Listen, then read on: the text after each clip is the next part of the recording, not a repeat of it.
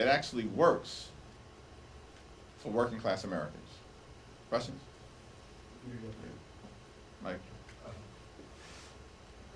just spoke about cost of living and Democrats focusing on affordability and all of the issues that you're talking about so much. Do you feel that with the funding bill presumably crossing the finish line later on this afternoon, no must pass bill on the horizon, that you all can get laser focused back on this issue without the context of the appropriations bills kind of taking up a lot of the oxygen on the mill? Well, it's definitely important that we fund the government in a way that's consistent with our values. And in terms of many of the pieces of legislation that will be before the House later on this afternoon, we believe that that has been achieved. Significant progress has been made as it relates to the labor H bill in terms of protecting the health, the safety, and the well-being of the American people.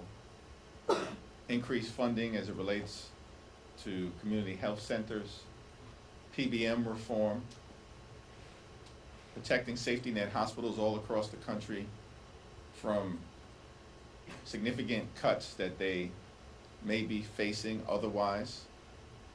These are all modest steps in terms of progress that has been made for the American people. But certainly as we emerge from the appropriations process, perhaps this week in the House, next week in the Senate, there are still so many issues that will require the Congress's attention because of the damage that Republicans have done throughout their first year to the American people. This is a group of people, these extremist Republicans, who enacted the largest cut to Medicaid in American history. We want to reverse it.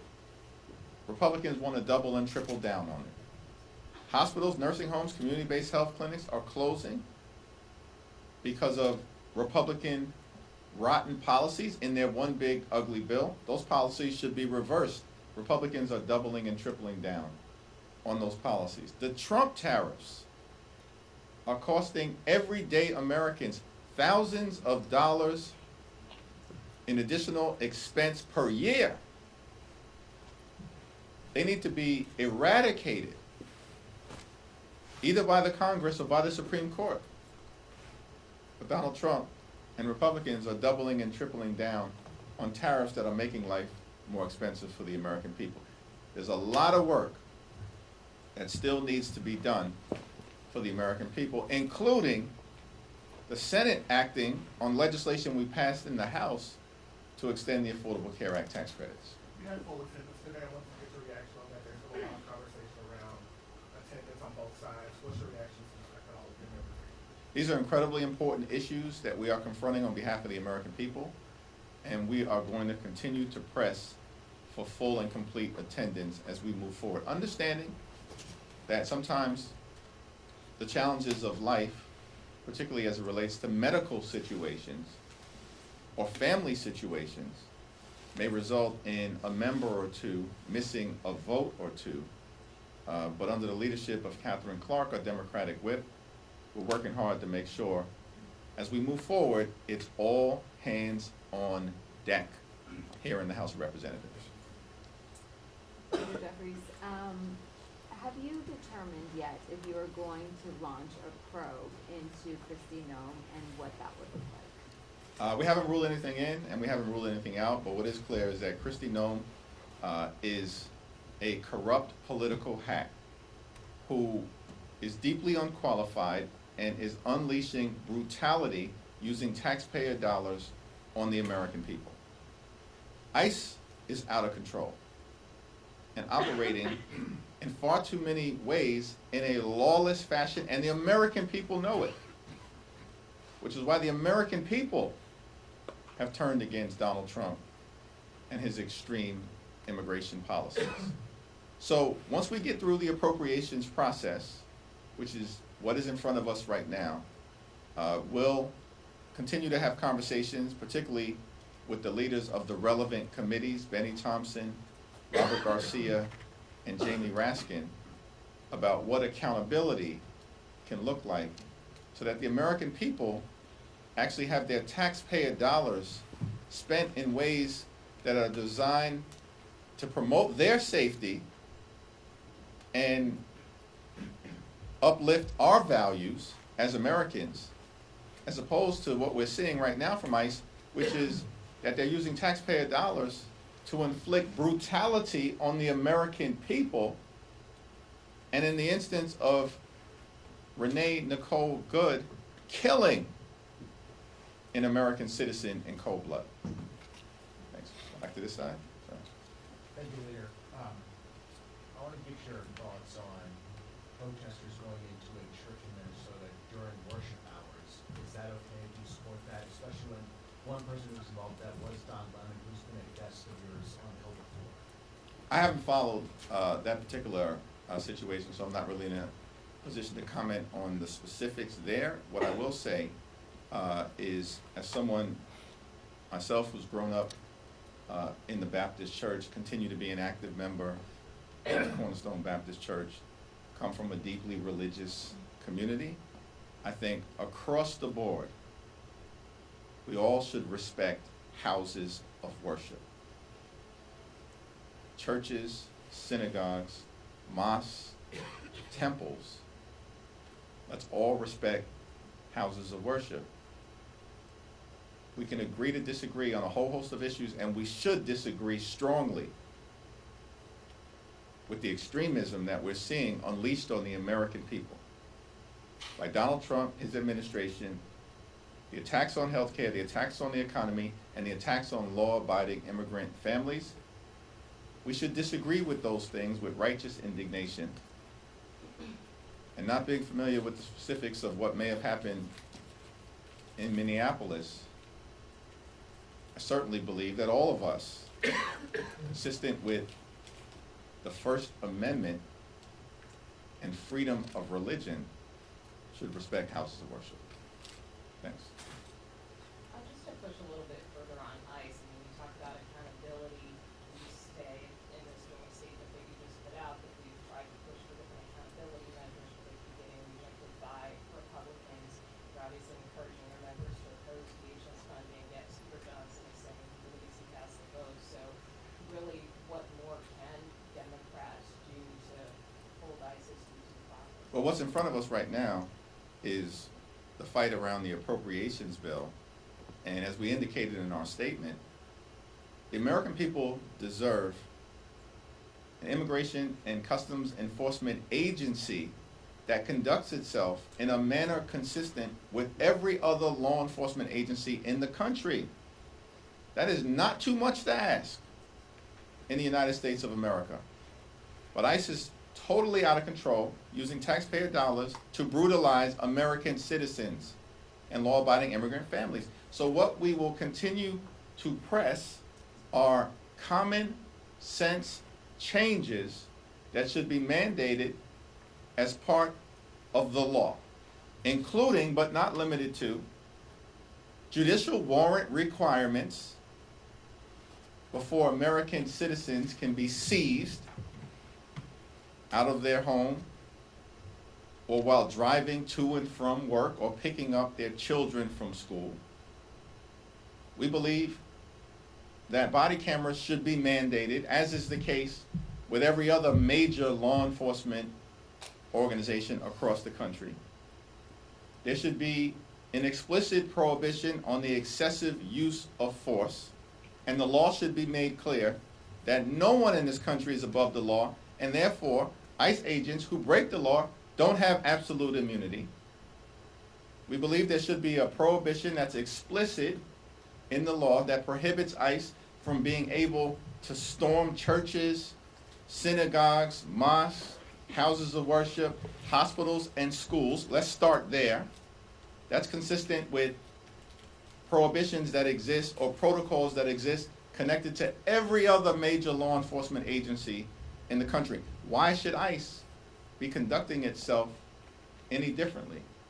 And there definitively should be a ban on masks and an explicit prohibition that would prevent ICE from detaining or deporting American citizens. These are the things that we will continue to push for. today, tomorrow, this week, next week, this month, next month, until ICE is brought under control. Thanks. You, middle, sorry, yeah. Thank you. All three of you raised your hand at the same time, so I was a little confused and thrown off. Thank you, Mr. Leader. I wanted to know, so today the House, as part of this, when we were having, you guys are voting on, you guys are actually increasing, or would increase the budget that's going to the Department of Housing and Urban Development. And that is a rejection of the cuts that the White House wants to do on a lot of, thousands of, housing programs. What does it say about your colleagues across the aisle that they're willing to go against Trump's wishes on that? Well, the provision as it relates to increasing funding for the Department of Housing and Urban Development, and particularly as it relates to affordable housing initiatives, is a big win for the American people, achieved by House Democrats, partnering with Senate Democrats, who are fighting hard to lower the high cost of living. And we know that housing costs are out of control in this country. Donald Trump basically wants to eliminate the Department of Housing and Urban Development and affordable housing programs. We know this to be the case. And the so-called HUD secretary is deeply unqualified. I don't even know the dude's name. That's how irrelevant he is in terms of policy making at this point in time. And basically he's undermining his own agency. And so Democrats and Republicans who have joined us, I think now recognize, particularly after Republicans were decimated and crushed electorally in the midst of the longest government shutdown in American history that they caused, and then were losing races all across the country up and down the ballot, that they need perhaps to partner with Democrats who are leading the way on dealing with the affordability crisis in this country. And that, I think, is one of the reasons why we were successful, led by Rosa DeLauro and Jim Clyburn, who's the top Democrat on the HUD Transportation Subcommittee, in achieving this important victory for the American people. More than $40 billion in increased funds for the mission of the Department of Housing and Urban Development, designed to ease the crushing housing burden as it relates to costs on the American people. Thanks. Really active group today. Put on the back. Thank you. Yesterday, 9 House Democrats voted with Republicans to hold former President Bill Clinton in contempt. Were you or your team trying to advise those members not to vote on contempt, and what is your position on whether the Clinton should be held in contempt? I strongly support the position of Robert Garcia and Jamie Raskin, and have indicated that publicly, and also in my conversations with any member who has asked for my perspective on this issue before the committee. When it gets to the floor, if we need to have a broader caucus-wide conversation about it, we will. And my position remains unchanged, and it's the same position that is held by Robert Garcia, Jamie Raskin, Nancy Pelosi, and many others, which is, to the extent that anyone in this town or country should be held in criminal contempt, it is the Attorney General of the Department of Justice, or the Deputy Attorney General, or whoever within the Department of Justice is responsible at this point for violating the law, which requires millions of documents that the Department of Justice has refused to release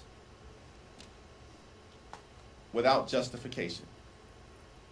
In other words, there are more than 5 million documents within the Epstein files that the Department of Justice currently is under a legal obligation to share with the American people, consistent with the wishes of the brave, courageous Epstein survivors, and consistent with the law that Donald Trump signed.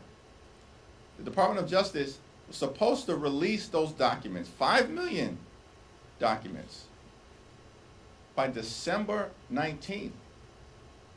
more than a month has passed, and the Republicans have shown no interest in actually compelling the Department of Justice to do what they are legally obligated to do at this period of time. That sounds to me like contempt, and we should start there.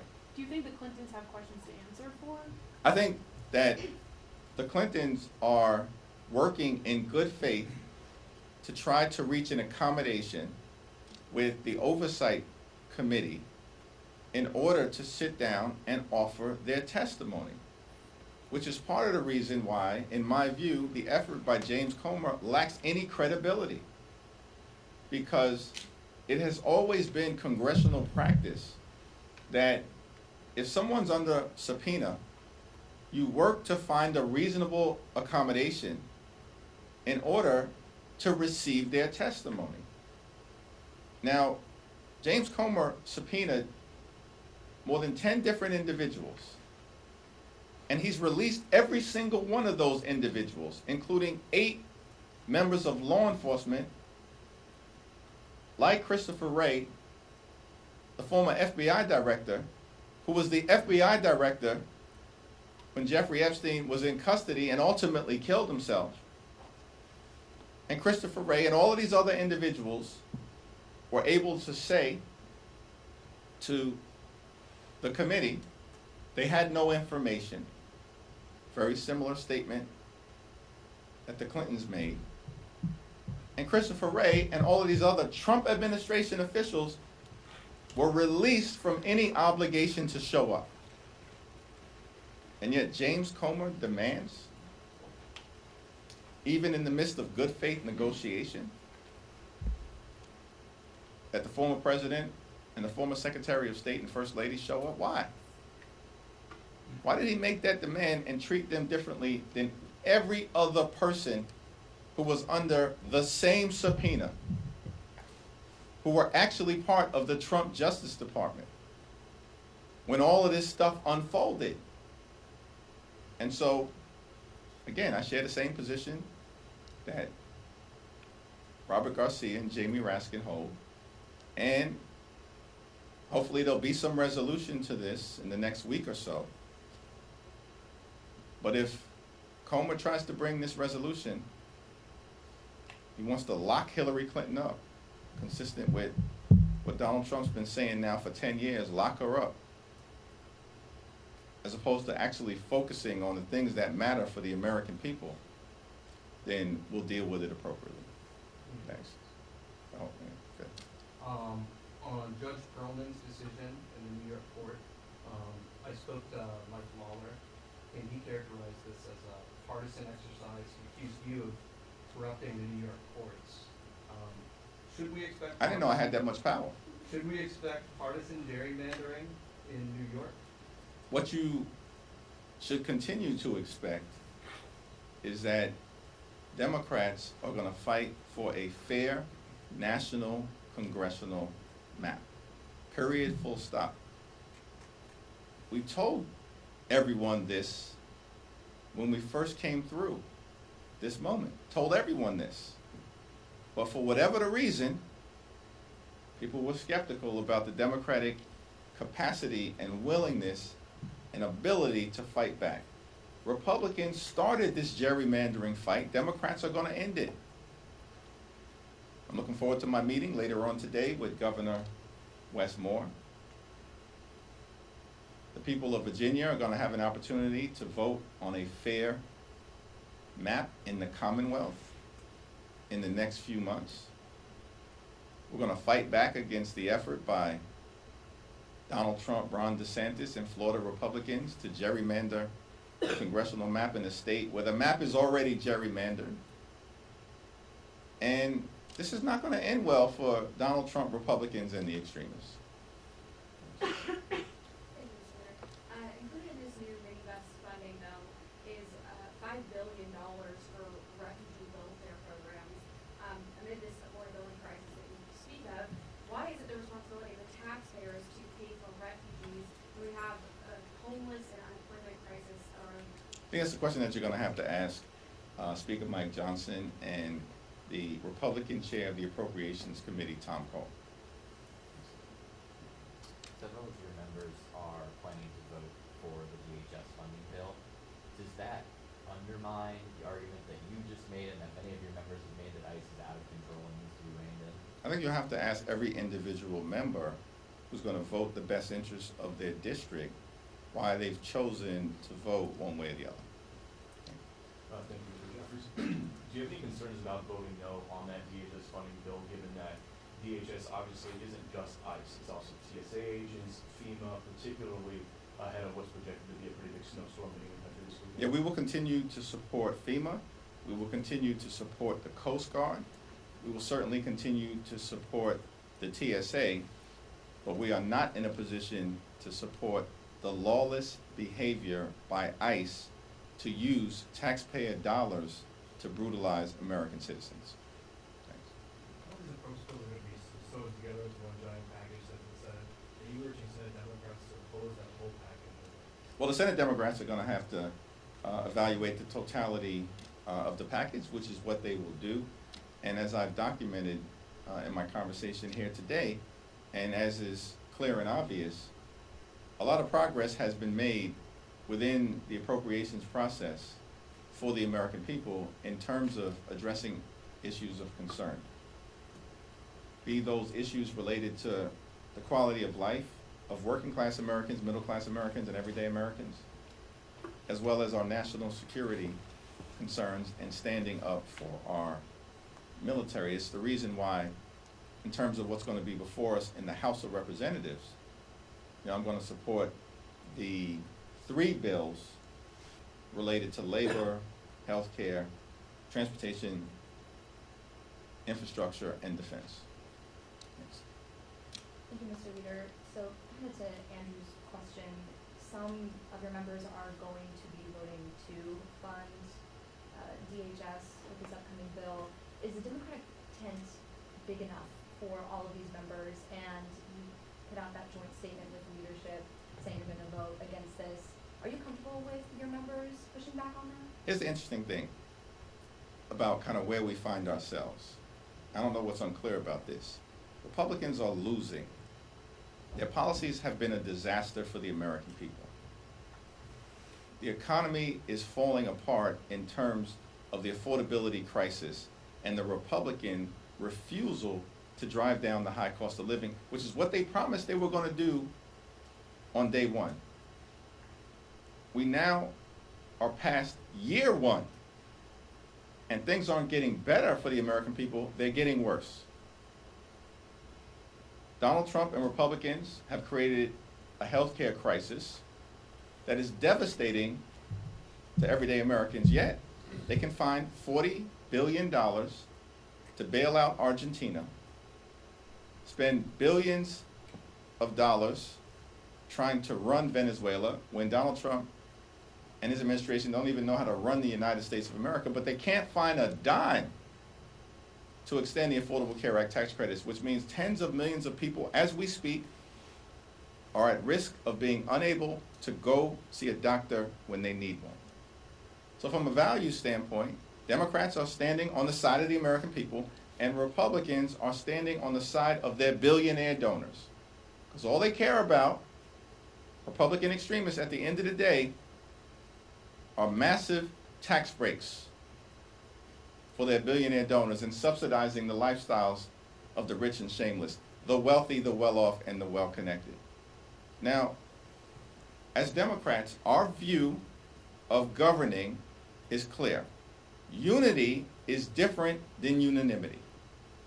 In a representative democracy, the democracy that the framers of the Constitution and the founders of this country gave us 250 years ago, in a representative democracy, you're never going to achieve unanimity on every single issue if it's functioning the right way. You get unanimity when you have a cult. And that's what we have on the other side. Cult-like behavior. But we're not a cult as Democrats We're a coalition. And so we strive for unity.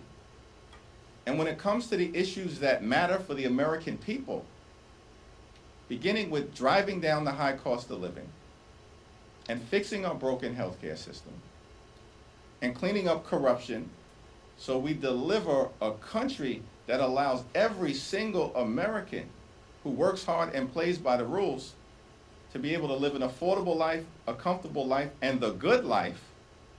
Not too much to ask for, good paying job, good housing, good health care, good education for your children, and a good retirement. Democrats are completely and totally unified in fighting to make life better for the American people. Thank you, everyone.